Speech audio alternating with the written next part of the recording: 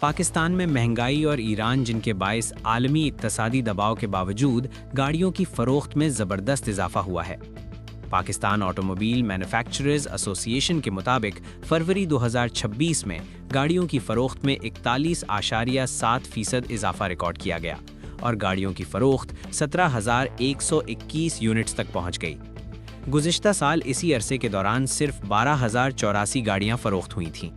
रवा माली साल के पहले 8 माह में मजमूई तौर पर 1,28,489 गाड़ियां फरोख्त हुईं, जो गुज़िश्ता माली साल के इसी अरसे के मुकाबले में 4.2% ज़्यादा है।